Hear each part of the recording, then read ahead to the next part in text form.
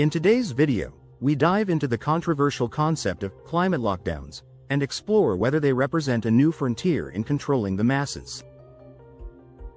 As the world grapples with climate change, discussions on lockdown-like measures have emerged, drawing parallels to the pandemic restrictions we've recently experienced. We'll unpack key elements associated with climate lockdown theories, from travel limitations and energy rationing to increased surveillance and urbanization tactics. Join us as we dissect the potential implications of these measures, their uneven impacts on various populations, and the growing public concerns about individual freedoms in the face of global climate agreements. 1. Emergence of the term climate lockdown. The term climate lockdown began to gain traction following a 2020 article by the World Economic Forum. The article suggested that the lessons learned from pandemic lockdowns could inform future climate action. Critics interpreted this as a potential blueprint for restricting freedoms under the guise of environmental protection. The idea quickly spread, fueling debates and raising questions about the possible implications for personal liberties. This emergence has sparked widespread curiosity, with many questioning whether climate lockdowns are a genuine consideration or simply a theoretical notion. The concept has since become a focal point in discussions surrounding climate change and governmental control. 2. Parallel to pandemic lockdowns, COVID-19 lockdowns inadvertently led to significant reductions in carbon emissions, sparking discussions about whether similar restrictions could be used to address the climate crisis. During the pandemic, the world witnessed a temporary halt in industrial activities, leading to cleaner air and decreased pollution levels. Some view this as evidence that governments might consider such measures to combat climate change.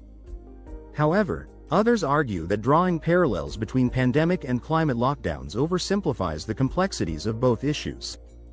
The debate continues as to whether replicating pandemic-style restrictions could effectively tackle environmental challenges without infringing on individual freedoms. 3. Restrictions on travel. Proposals to limit air travel, impose higher taxes on frequent flyers, or restrict car usage in urban areas have been framed as necessary for reducing emissions. These suggestions aim to curb carbon footprints by targeting transportation, one of the largest contributors to greenhouse gas emissions. Critics argue that these measures disproportionately affect individuals, particularly those who rely on travel for work or family reasons, while leaving corporations largely untouched. The idea of restricting travel raises concerns about fairness and the true impact on reducing emissions. This complex issue highlights the need for balanced approaches that consider both environmental goals and personal freedoms.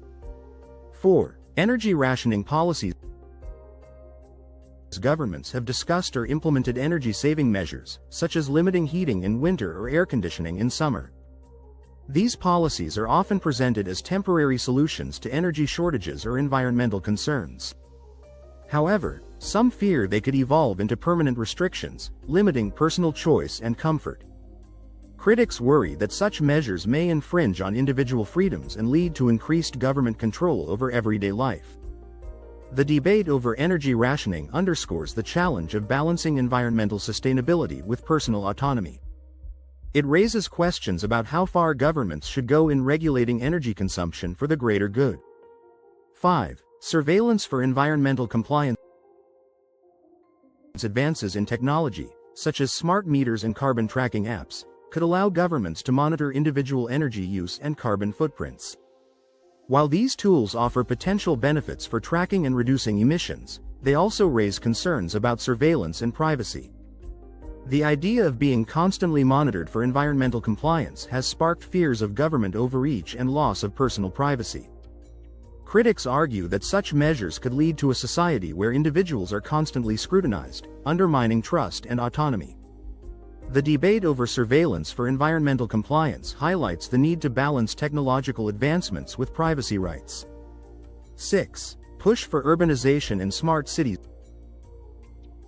Climate policies often emphasize urbanization and the development of 15-minute cities, where all essentials are within walking distance. This approach promotes sustainability by reducing the need for long commutes and encouraging local living. However, Skeptics see it as a way to restrict mobility and concentrate control in urban areas. The push for urbanization raises questions about individual freedom and the potential for increased government oversight. While the concept of smart cities offers promising solutions for sustainable living, it also prompts concerns about the implications for personal autonomy and the concentration of power. 7. Financial penalties for high carbon consumption. Proposals for carbon taxes or personal carbon allowances could penalize individuals for exceeding their fair share of emissions. These measures aim to incentivize environmentally friendly behavior by imposing financial consequences for high carbon consumption. However, critics argue that such penalties could increase government control over personal choices and disproportionately impact lower-income individuals. The idea of financial penalties raises concerns about fairness and the potential for increased inequality. This complex issue highlights the challenge of designing policies that effectively reduce emissions without exacerbating social disparities. 8. Unequal impact on populations. Like pandemic lockdowns, climate restrictions could disproportionately affect lower-income populations while allowing elites to bypass limitations. This disparity raises concerns about fairness and the potential for increased inequality. Critics argue that climate measures must be designed to ensure equitable outcomes and prevent further marginalization of vulnerable communities. The unequal impact of climate restrictions underscores the importance of considering social justice in environmental policies. Addressing these concerns requires careful planning and collaboration to ensure that climate action benefits all segments of society. 9. Global agreements as a pretext.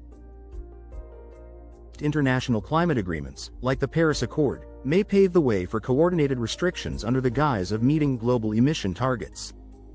These agreements encourage nations to implement uniform measures to combat climate change. However, critics argue that such agreements could be used as a pretext for imposing restrictions on individual freedoms. The debate over global agreements highlights the tension between international cooperation and national sovereignty.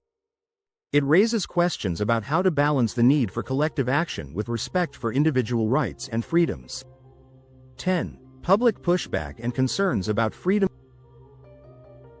Growing skepticism about government overreach during the pandemic has led to fears that climate lockdowns could face significant resistance.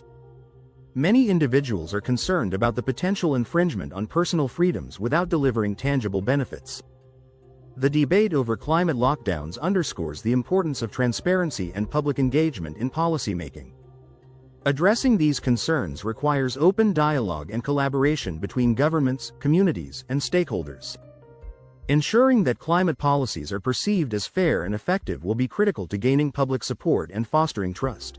While there is no official plan for climate lockdowns, discussions about restrictions tied to environmental goals have raised concerns about potential overreach. Balancing urgent climate action with individual freedoms will be critical to avoiding the perception that such measures are more about control than genuine sustainability. Open dialogue and transparency will be essential to fostering trust in future climate policies.